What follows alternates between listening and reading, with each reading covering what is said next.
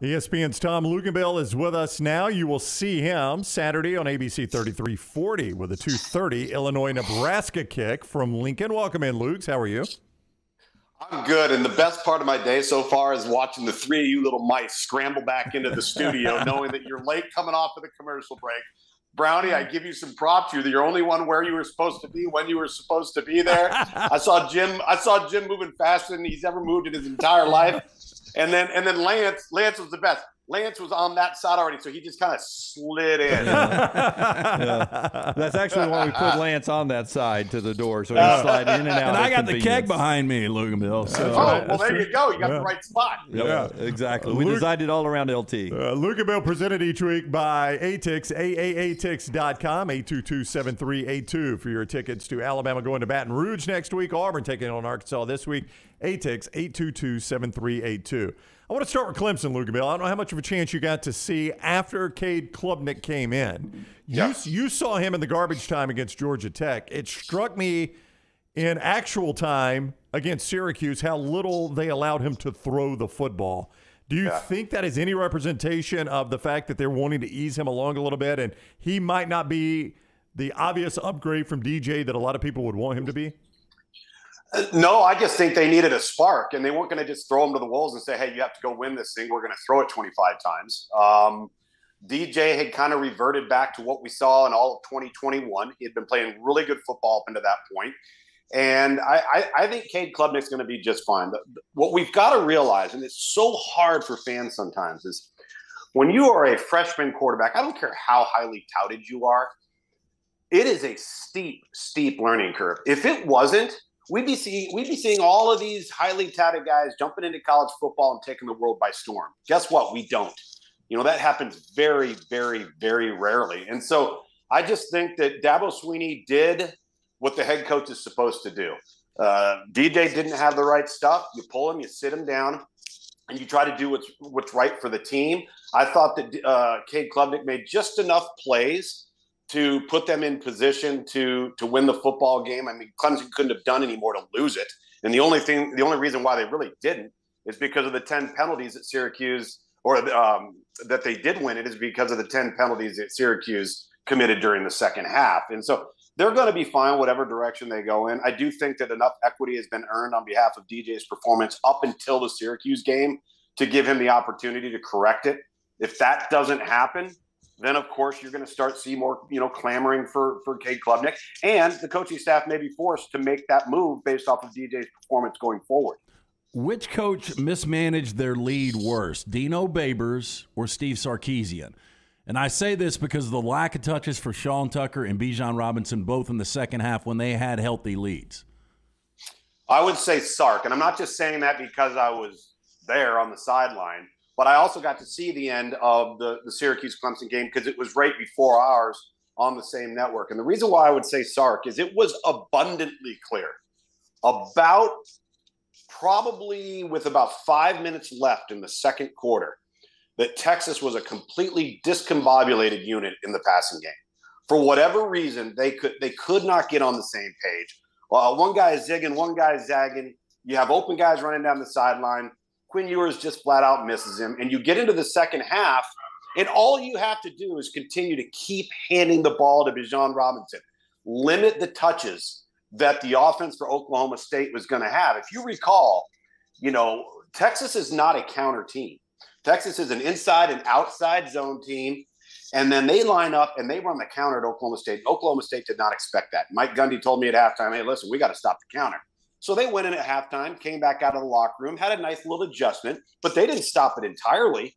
I really thought that Steve Sarkisian tried to fix the passing game in game when it wasn't fixable, instead of relying on Bijan Robinson to limit the possessions for Oklahoma State and really just wear down the Oklahoma State defense. Oklahoma State, can you still say that could be the best team in the Big 12? I know the outcome with TCU. TCU is unbeaten and everything, but that Oklahoma State team still looks like the best team in the league to me.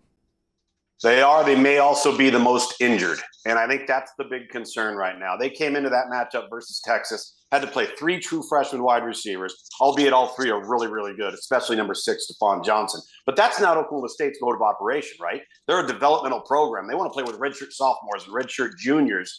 And then on the defensive back end, they were missing multiple guys. Actually got injured more during the game at the end of that game, losing safety Jason Taylor. And then they also lost Dominic Richardson, the running back, in the second half as well. And they haven't had a great run game all year long. For me, the issue with Oklahoma State is when the bye came in their schedule, week 3. That kills them because now there's no rest for the weary. You just have to go and figure it out. And you're going to have to rely upon younger, less experienced guys. Now, they know a lot more about those younger guys coming off of what was a gritty, tough win at home versus Texas, but it's going to be a battle of attrition for them. I don't think TCU will come out unscathed, but TCU does have the head-to-head versus Oklahoma State. That thing could go down to the wire because there's such competitive balance top to bottom. I mean, there's an eyelash difference between Kansas State and Oklahoma State. By the way, they're going to play this week.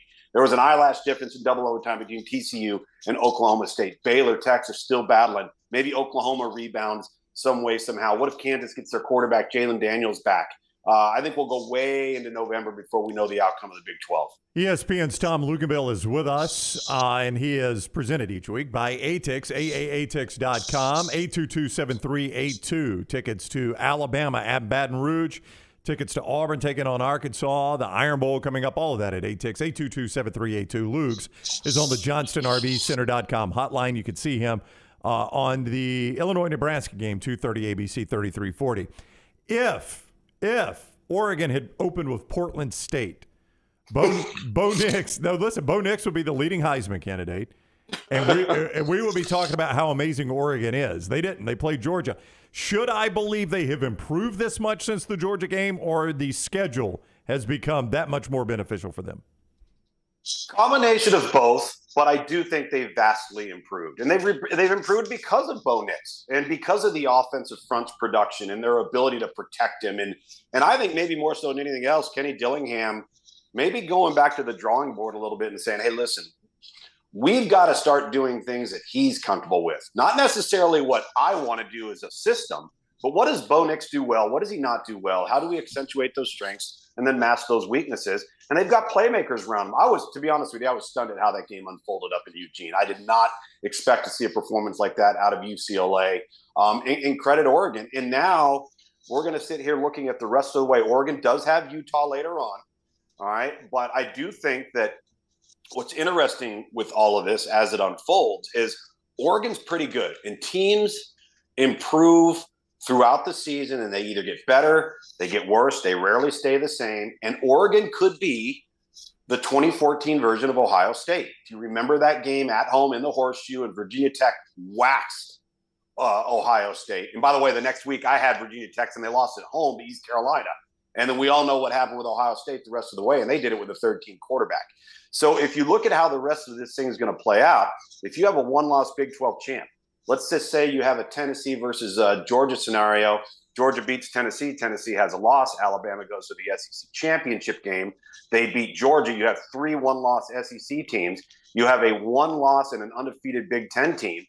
Maybe you have an undefeated Clemson, and then a one-loss Big 12 and a one-loss Pac-12 champion. This is the ultimate nightmare for the college football playoff, and I absolutely love it. Okay, one game, one quarterback. Bo Nix, Max Duggan. Oh, boy. As a more pure physical talent, playing the way they're playing right now, Bo Nix, as a more dual threat guy that you have to contend with him being a designated runner as a quarterback, Max Duggan. What do you like about Max so much? I think that he makes up for what he may lack in ideal physical tools with stuff that you can't coach.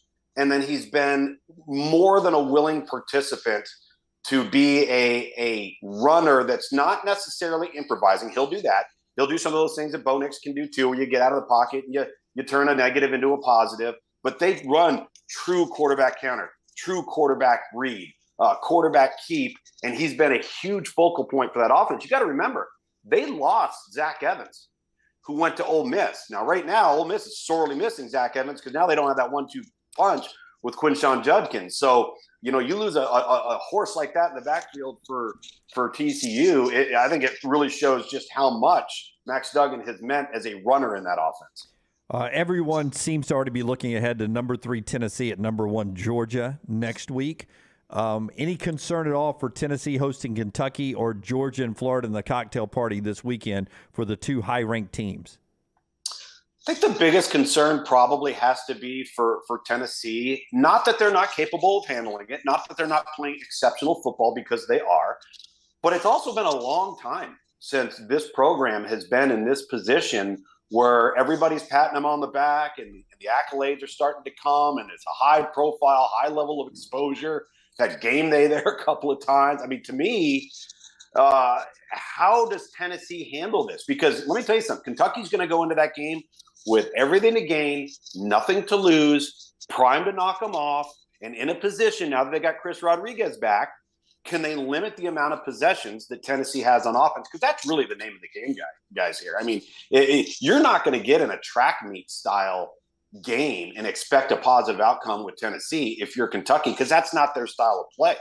So you have to limit the amount of plays and the amount of possessions that Tennessee has. And so I am not concerned about Florida in the sense of, will they play well? Probably, because I think they're well coached, but gosh, they're so one-dimensional on offense. And for all of Anthony Richardson's athletic gifts, I don't trust him one bit in the passing game to be able to play complementary football and really threaten Georgia on defense, because he's just so inaccurate and he's so erratic in the passing game. Listen, I don't know why. I've got nothing to back it up, but I feel like Illinois-Nebraska will be a fun upset-type atmosphere in Lincoln this weekend. I know you can't pick the game or anything, but there's a path to victory for the Cornhuskers in this one, isn't there? There is, and I'll tell you the one thing as I've traveled around the last couple of weeks that you start to hear now around the midway point, like from coaching staffs, is, well, we need that bye week to come. Man, we're really, really beat up. That was the position that Arkansas was in before they went out to BYU. They needed a bye week. Their secondary is so decimated, they were moving wide receivers just to practice over the defense. The thing that's interesting about Nebraska and Illinois is they both played on week 0. They're both coming off their second bye. So these are 2 of the most healthy teams in college football. And right now, Illinois, you can make an argument as having the season of the year and a coach of the year candidate in Brett Bielema. And quite honestly, I know it was a disappointing loss for Nebraska against Purdue on the road, but they battled, they fought, they actually came back in the game. Whereas I think the last 3 or 4 years, they would have taken their ball and gone home. Winners of 2 of their last 3 for Nebraska. Mickey Joseph, I think, is doing a great job holding this thing together. It's a little bit like Georgia Tech under Brent Key. But I just don't know. If there's enough firepower for Nebraska to win this game, because if you haven't seen Chase Brown yet, the running back at Illinois, and a completely revitalized Tommy DeVito at quarterback, this Illinois offense is really, really good. And it's not your grandfather's Wisconsin Brett Bielema offense. They're more diverse. They're more dynamic. A lot of shifts, motions, multiple formations. They've really evolved offensively under Brett Bielema. 2:30 ABC for that one. 2:30 ABC. A couple of quick comment section questions for Luginbill. Not really a question here. Uriah says Luke's daughter is a legit artist. I've seen some of her work. She's good. She's been very, very blessed. Thank you very much. She was unfortunately born with a very severe birth defect that is correctable.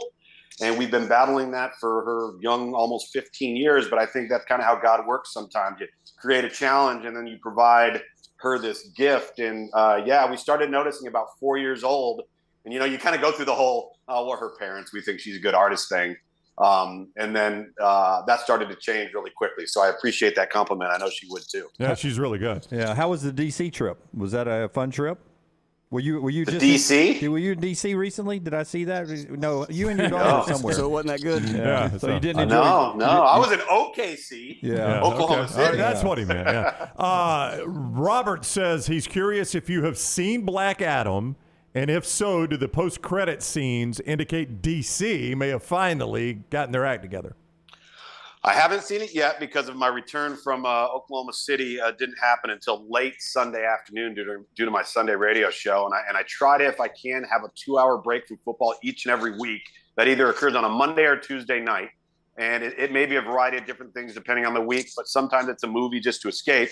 I do plan on going and try to see it next week, but I got a midweek MAC game, so that might be difficult. Oh, wow. So I'm looking forward to seeing it. I know it's mixed reviews. I think everything that DC has done to this point has been mixed reviewed, but I do know what the end credit entails, and I'm very, very excited that DC finally got their act together and got the man back in the suit. Okay. That's all I'm going to say. That's all he's going to say. All right, there's your answer, Bob. Man back in the suit. I think I know what he's talking about there. All right, he is ESPN's Tom Luginbill. You can see him on Illinois, Nebraska, 2:30 ABC, 3340 Saturday. Safe travels, Lugs. As always, thank you for the time.